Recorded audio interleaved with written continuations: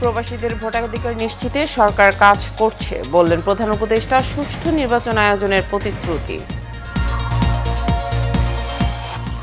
প্রতিহিংসা এড়িয়ে চললে সম্ভাবনার দুয়ার উন্মোচন হবে মন্তব্য তারেক রহমানের। জনগণের অধিকার প্রতিষ্ঠার আহ্বান। ফেব্রুয়ারিতে নির্বাচন হবে না বললেন এনসিপির মুখ্য সমন্বয়ক নাসির উদ্দিন পাটোয়ারি। ফ্যাসিবাদী সিস্টেম পরিবর্তনের দাবি। এবং নির্বাচন বিতর্কিত করার ষড়যন্ত্র চলছে মন্তব্য রিজভির। বিএনপিকে নিয়ে অপপ্রচারের অভিযোগে সার্জিসের বিরুদ্ধে মামলা।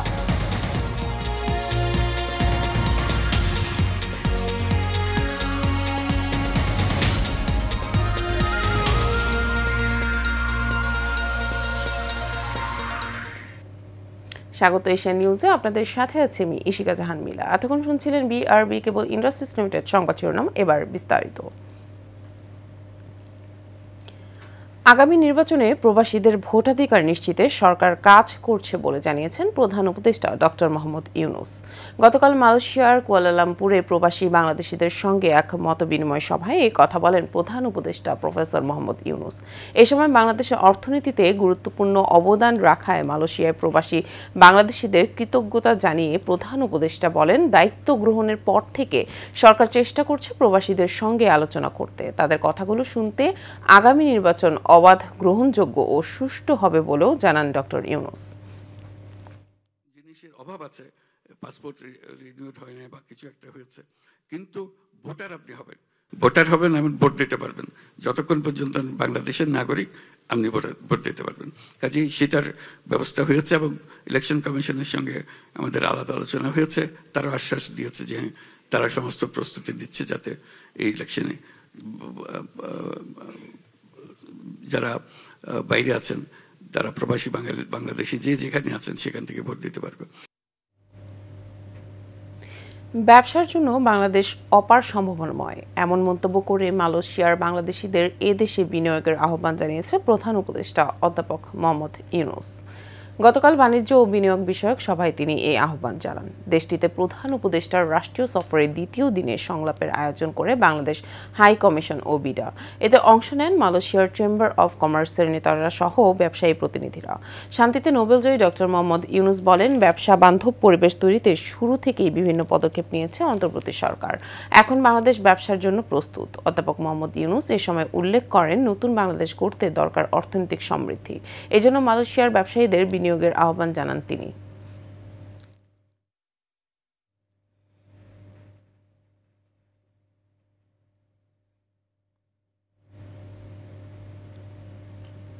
প্রতিহিংসা এড়িয়ে চললে দেশের সকল সমস্যার জট খুলে যাবে বলে মন্তব্য করেছেন বিএনপির senior vice chairman Tarique Rahman. তিনি বলেন, টেকসই উন্নয়নের জন্য যুব সমাজকে শুধু আর্থিক বা রাজনৈতিক দৃষ্টিতে নয়, বরং প্রযুক্তি, শিক্ষা, ক্রীড়া ও সংস্কৃতিতে সমানভাবে দক্ষ হতে হবে। গতকাল রাজধানীর আগারগাঁওয়ে বাংলাদেশ চীন মৈত্রী সম্মেলন কেন্দ্রে আন্তর্জাতিক যুব দিবস উপলক্ষে জাতীয়তাবাদী যুবদল, স্বেচ্ছাসেবক দল ও ছাত্রদল আয়োজিত যুব সমাজের প্রত্যাশা ও বিএনপির পরিকল্পনায় আগামীর বাংলাদেশ শীর্ষক আলোচনা সভায় প্রধান অতিথির বক্তব্যে তিনি একথা বলেন। দেশ গঠনে যুব সমাজই প্রকৃত শক্তি উল্লেখ করে তারেক রহমান আগামী নির্বাচনে ধানের শীষে ভোট দেওয়ার আহ্বান জানান। এ সময় জনগণের অধিকার প্রতিষ্ঠার আহ্বানও জানান তিনি।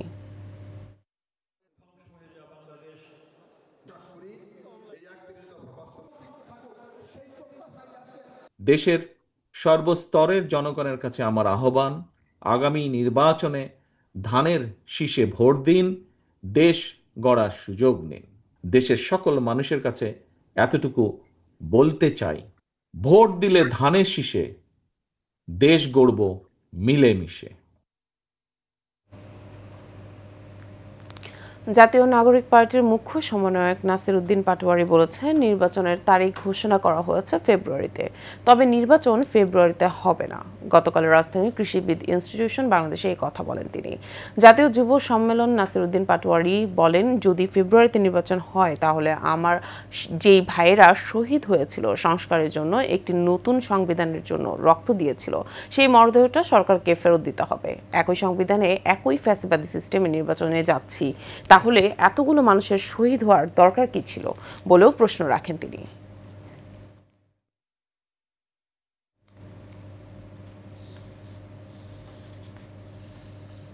জাতীয়তাবাদী শক্তিকে আক্রমণ করে একটি শক্তি আগামী নির্বাচনকে বিতর্কিত করার চেষ্টা করেছে বলে মন্তব্য করেছেন বিএনপির সিনিয়র যুগ্ম মহাসচিব রুহুল কবির রিজভী।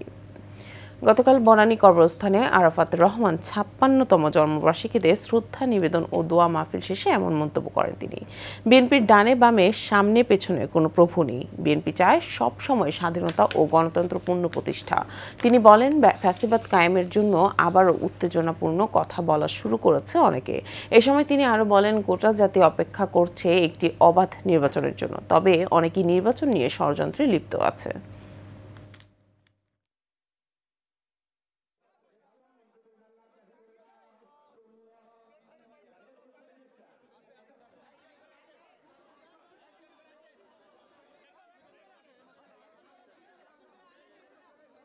এই নির্বাচনকে নিয়েও অনেকে নানা ধরনের কূটকৌশলের আশ্রয় নিয়ে ষড়যন্ত্রের মধ্যে লিপ্ত আছে। আমরা যাদেরকে বারবার দেখেছি এই আওয়ামী ফ্যাসিবাদকে তারা নানা কারণে নানা অজুহাত সৃষ্টি করে তাদের হাতকে শক্তিশালী করেছিলেন। আমরা সেই ৮৬, আমরা তার পরবর্তী পর্যায়ে ৯৪, ৯৫, ৯৬ আমরা ৫ই আগস্টের পর নানা বক্তব্য বিবৃতিতে আমাদের মনে হয়েছে যে জাতীয়তাবাদী শক্তিকেই টার্গেট করছে আরেকটা গণতন্ত্র বিরোধী শক্তি। তারা নানাভাবে নানা কায়দায় ধর্মের নামে এই সমস্ত বিভ্রান্তিমূলক কথাবার্তা বলছে। সাংবাদিক আসাদুজ্জামান তুহিন হত্যার ঘটনায় বিএনপিকে জড়িয়ে অপপ্রচারের অভিযোগে এনসিপি নেতা সার্জিস আলমের বিরুদ্ধে গাজীপুর সিএমএম কোর্টে মানহানির মামলা হয়েছে। গতকাল অতিরিক্ত চিফ মেট্রোপলিটন ম্যাজিস্ট্রেট কোর্টে এই মামলা করেন বাসন থানা বিএনপির সভাপতি তানভীর সিরাজ। শুনানি শেষে মামলাটি আমলে নিয়ে সিআইডিকে তদন্তের নির্দেশ দেন আদালত। বাদী তানভীর সিরাজ বলেন, অপরাধী চক্রের ভিডিও করায় সাংবাদিক তুহিনকে হত্যার ঘটনায় সার্জিস আলম না জেনেই বিএনপিকে জড়িয়ে নানা অপপ্রচার চালিয়েছেন, যা দলের ভাবমূর্তি নষ্ট করেছে। তাই দলের নির্দেশনা অনুযায়ী মামলা করা হয়েছে।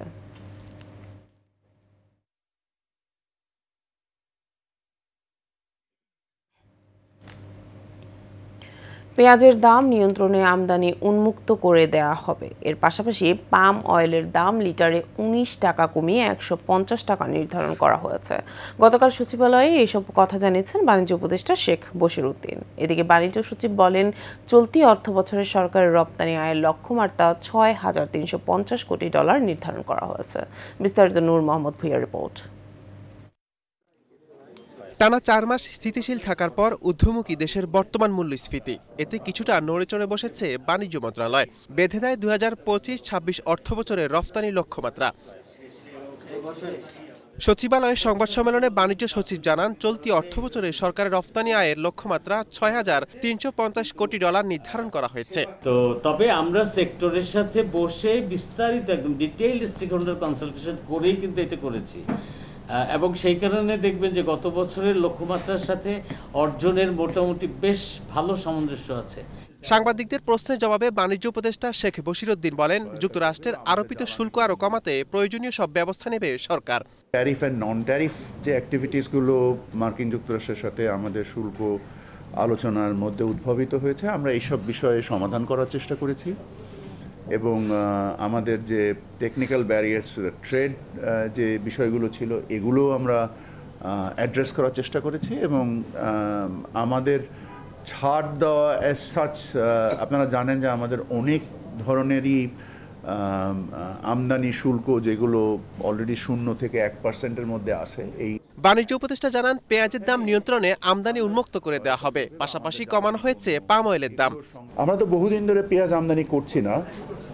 এক নম্বর, আমাদের মাশাআল্লাহ আমাদের স্থানীয় উৎপাদন যথেষ্ট ভালো, তবে আমরা হয়তোবা কিছু পেঁয়াজ এই মুহূর্তে আবার আমদানি করার চিন্তা করছি এবং সেক্ষেত্রে আমি কোনো সমস্যা দেখছি না। যে আমাদের যে প্রয়োজন অনুযায়ী আমরা আমদানি করি, স্পেশালি কৃষিপণ্য এবং খাদ্যপণ্যের ক্ষেত্রে। ভারতের সঙ্গে অনেক বাণিজ্য ঘাটতি রয়েছে জানিয়ে শেখ বশির উদ্দিন বলেন, দেশটির বাণিজ্য মন্ত্রণালয়কে চিঠি দেওয়া হলেও তারা এখনো সাড়া দেয়নি। এমনি তো আমাদের সাথে ব্যাপক বাণিজ্য ঘাটতি ভারতের রয়েছে। নূর মোহাম্মদ ভূঁইয়া, এশিয়ান টেলিভিশন, ঢাকা। অযত্ন আর অবহেলায় হারিয়ে যেতে বসেছে বাংলা সাহিত্যের এক উজ্জ্বল তারকার শেষ চিহ্ন। বাংলা গদ্যের রূপকার চলিত রীতির প্রবর্তক প্রমথ চৌধুরীর পৈতৃক ভিটা আজ ধ্বংসের মুখে। স্থানীয়দের দাবি, প্রমথ চৌধুরীর স্মৃতি বিজড়িত এই বাড়িটি সংস্কার করে ঐতিহাসিক নিদর্শন হিসেবে গড়ে তোলার। সজীব হোসেনের পাঠানো তথ্যচিত্রে বিস্তারিত জানছে সৈয়দ সাত্তার লিজন। বাংলা ভাষা ও সাহিত্যের অনন্য নাম প্রমথ চৌধুরী। তিনি শুধু একজন সাহিত্যিক নন, ছিলেন বাংলা গদ্যের রূপকার ও চলিত ভাষার প্রবর্তক, যার হাতে বাংলা গদ্য সাহিত্যে এসেছে আধুনিকতা, সরলতা আর নান্দনিকতা।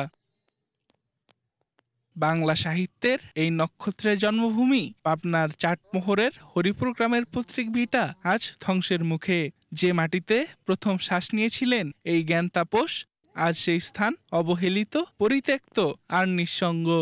জঙ্গলে ঢেকে গেছে অধিকাংশ জায়গা, ভেঙে পড়েছে দেয়াল, ধুলোয় মিশে যাচ্ছে ইতিহাস। এমনকি সম্প্রতি বাড়িটি দখলের চেষ্টা চালায় একটি মহল।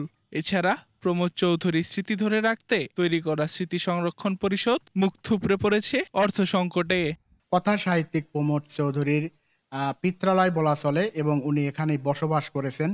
এখানে অবস্থান থেকেই অসংখ্য বই পুস্তক ইনি লিখেছেন। কয়েক যুগ ধরে এখানে একটা অবহেলিত অবস্থা পড়ে আছে।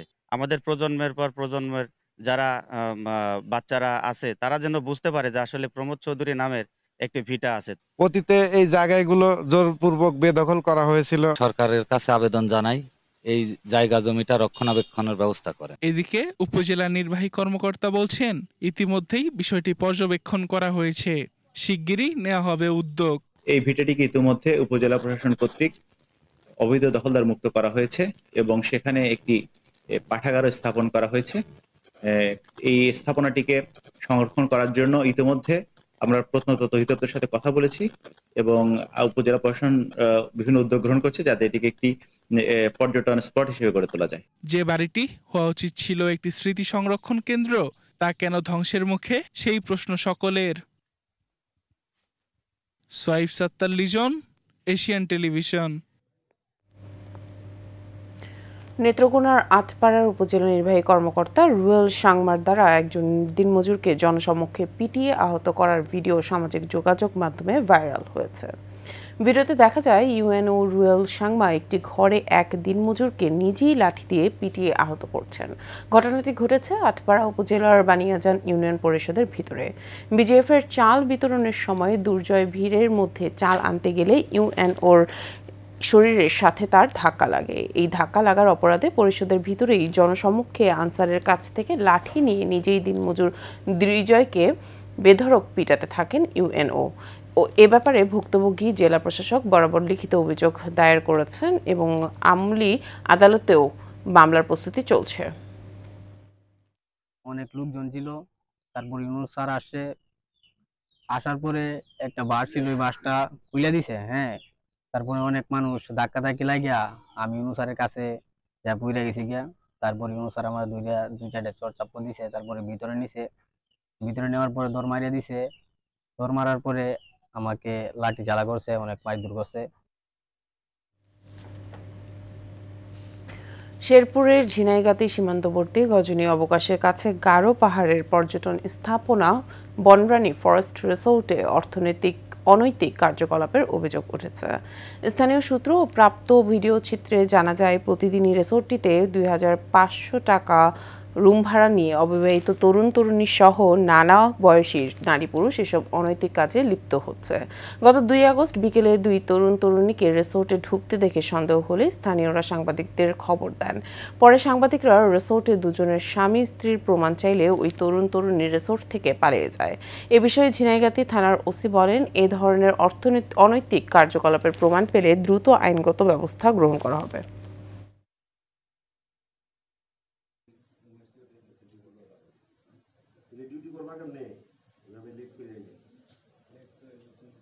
যারা ইয়াং জেনারেশন ছেলে মেয়ে থাকে, এদের যে আমাদের যে একটা ডিস্টার্ব হয়েছে, এই বনরানীতে হোটেল হিসেবে ভাড়া দেয় 2500 টাকা বিনিময়ে তারা ভাড়া দেয়। কিছুদিন বিরত ছিল, এখন আবার পুনরায় রানিং হয়েছে। এই অবৈধ মেলামেশা বন্ধ করার জন্য বিনীতভাবে অনুরোধ জানাচ্ছি, যাতে আমাদের এলাকার পরিবেশটা আর নষ্ট না হয়। বনরানীর যে সব কাজগুলা হয়, এই কাজগুলা যেন বন্ধ থাকে। সাংবাদিক ভাইয়ের কাছে আমার এই অনুরোধ। ব্রাহ্মণবাড়িয়া সদর উপজেলার বাংলাদেশ প্রেস ক্লাব ব্রাহ্মণবাড়িয়া জেলা শাখার উদ্যোগে সাংবাদিক তুহিন হত্যার বিচারের দাবিতে মানববন্ধন হয়েছে। মানববন্ধনে বক্তারা বলেন, সাংবাদিক আসাদুজ্জামান তুহিন হত্যার ঘটনা শুধু একটি ব্যক্তিকে হারানোর বিষয় নয়, এটি সমাজ, গণমাধ্যম ও বিচার ব্যবস্থার জন্য গভীর এক শোক ও ক্ষোভের মুহূর্ত। এতে উপস্থিত ছিলেন বাংলাদেশ প্রেস ক্লাব ব্রাহ্মণবাড়িয়া জেলা শাখার প্রতিষ্ঠাতা সভাপতি ও সরজমিন বার্তার ব্যুরো চিফ এনামুল হক আরিফ, সাধারণ সম্পাদক জানে আলম রনি, সিনিয়র সহ সভাপতি আলমগীর হোসেন সহ আরও অনেকে।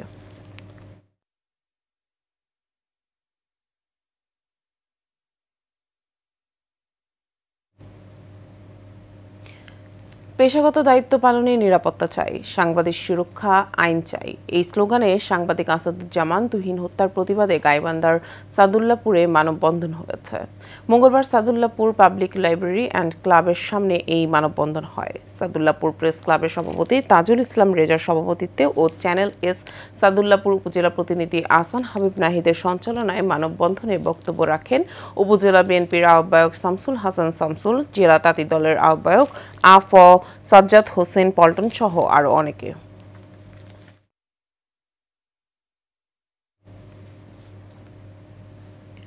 রাঙ্গামাটির বাঘাইছড়ির কাজইরিতে শুভ চাকমা হত্যার প্রতিবাদে ও দোষীদের বিচারের দাবিতে খাগড়াছড়িতে বিক্ষোভ মিছিল করেছে পার্বত্য চট্টগ্রাম নিপীড়ন বিরোধী ছাত্র ঐক্য।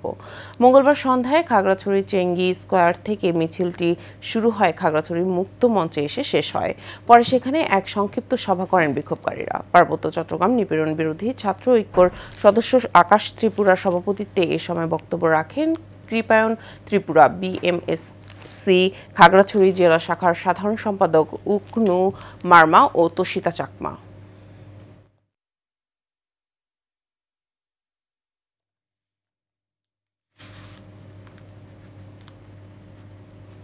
বিএনপির ভারপ্রাপ্ত চেয়ারম্যান তারেক রহমানের নির্দেশে গাজীপুরের শ্রীপুরে গণধর্ষণের শিকার পঞ্চম শ্রেণীর শিক্ষার্থীর পরিবারের পাশে দাঁড়িয়েছে বিএনপি। উপজেলার কাউরাইত গ্রামের মোড়লপাড়ায় বিএনপির কেন্দ্রীয় নির্বাহী কমিটির সহ স্বাস্থ্য বিষয়ক সম্পাদক অধ্যাপক ডক্টর এস.এম. রফিকুল ইসলাম বাচ্চু ওই শিক্ষার্থীর পরিবারের সঙ্গে সাক্ষাৎ করেন। এ সময় তিনি নির্যাতিত স্কুল ছাত্রীর পরিবারের পাশে থাকার প্রতিশ্রুতি দেন। চিকিৎসা সেবা প্রদান, আর্থিক সহায়তা ও আইনগত সহায়তার বিএনপি থেকে সব ধরনের সহযোগিতারও আশ্বাস দেন তিনি।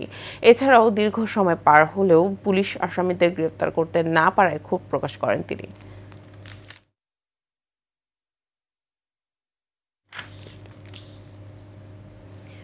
আন্তরিকতার বন্ধনে মানব জীবন এগিয়ে যাক, এই প্রতিপাদ্যে সাভারে আলোচনা সভা ও দোয়া মাহফিল হয়েছে। এতে অংশ নেয় সাংবাদিক, আইনজীবী, ব্যবসায়ী, রাজনৈতিক ব্যক্তিসহ বিভিন্ন শ্রেণী পেশার মানুষ।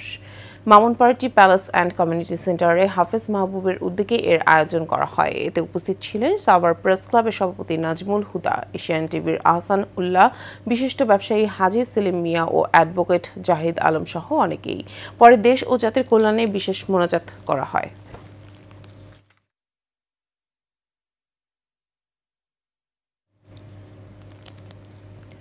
টাঙ্গাইলের মধুপুরে শহীদ রাষ্ট্রপতি জিয়াউর রহমান ও সাবেক প্রধানমন্ত্রী বেগম খালেদা জিয়ার কনিষ্ঠ পুত্র আরাফাত রহমান কোকোর 56তম জন্মদিন পালন করা হয়েছে।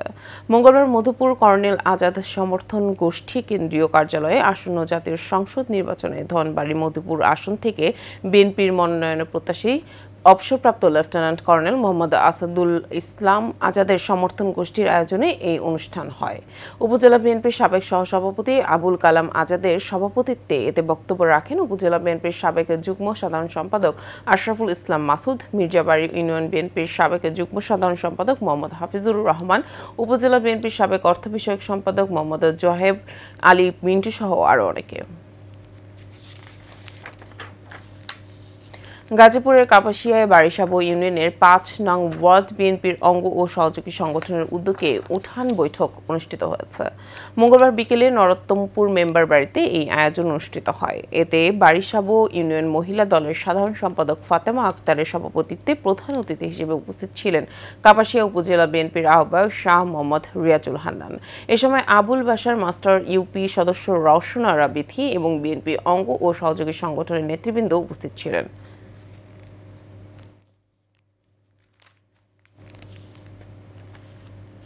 গাজীপুরের কালিয়াকৈর উপজেলার আটাবহ ইউনিয়নের ত্যাগী নেতাদের উপেক্ষা করে স্বজনপ্রীতি ও আওয়ামী লীগ কর্মীদের নিয়ে বিএনপির নতুন আহ্বায়ক কমিটি ঘোষণার প্রতিবাদে বিক্ষোভ মিছিল ও সমাবেশ করেছে পদবঞ্চিত ও ত্যাগী নেতাকর্মীরা। মঙ্গলবার বিকেলে উপজেলার বারুইপাড়ার বাজার থেকে একটি বিক্ষোভ মিছিল বের হয়ে ইউনিয়নের গুরুত্বপূর্ণ সড়ক প্রদক্ষিণ করে জালশুকা বাজারে গিয়ে প্রতিবাদ সমাবেশ করে। এতে অংশ নেয় ইউনিয়ন ও ওয়ার্ড পর্যায়ের অসংখ্য নেতাকর্মীরা। বক্তারা কেন্দ্রীয় উপজেলা নেতৃত্বের কাছে আহ্বান জানান ঘোষিত কমিটি বাতিল করে প্রকৃত ত্যাগী ও পরীক্ষিত নেতাদের নিয়ে একটি গ্রহণযোগ্য কমিটি পুনর্গঠন করতে তারা আরও হুঁশিয়ারি দেন। দাবি আদায় না হলে বৃহত্তর আন্দোলনের কর্মসূচি দেওয়া হবে।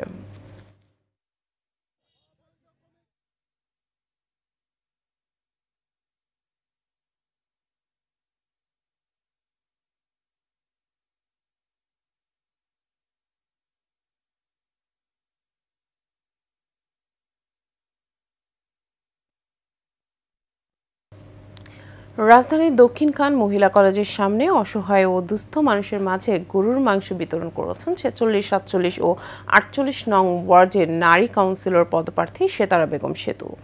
এ সময় মানবিক সংগঠন মা কাউন্সিল এর উদ্যোগে আমিষের ঘাটতি পূরণে প্রায় শতাধিক মানুষের মাঝে এই মাংস বিতরণ করা হয়। অনুষ্ঠানে উপস্থিত ছিলেন মানবিক সংগঠন মা কাউন্সিলের উপদেষ্টা এমদাদুল হক, শাহিন, মেজবা উদ্দিন ফিরোজ, কালাম, নবী, হারুন, কাশেম সহ এলাকার গণ্যমান্য ব্যক্তিবর্গ।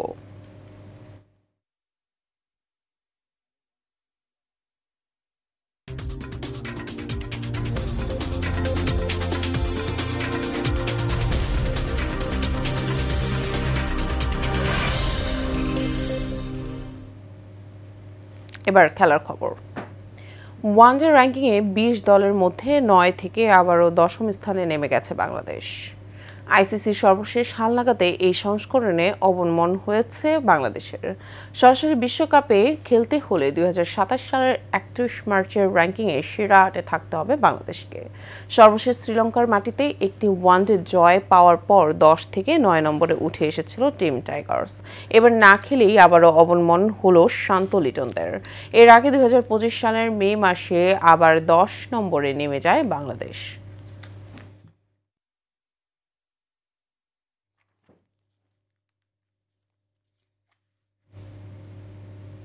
শেষ করবো এশিয়ান নিউজ। তার আগে বিআরবি কেবল ইন্ডাস্ট্রিজ লিমিটেড সংবাদ শিরোনামগুলো জানাবো আরও একবার।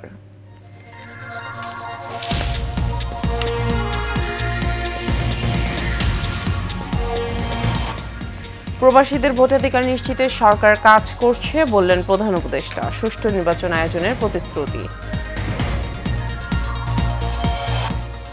প্রতিহিংসা এড়িয়ে চললে সম্ভাবনার দুয়ার উন্মোচন হবে মন্তব্য তারেক রহমানের। জনগণের অধিকার প্রতিষ্ঠার আহ্বান।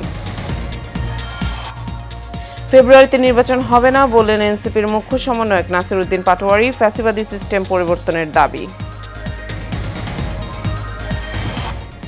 এবং নির্বাচন বিতর্কিত করার ষড়যন্ত্র চলছে মন্তব্য রিজভির। বিএনপিকে নিয়ে অপপ্রচারের অভিযোগে সার্জিসের বিরুদ্ধে মামলা।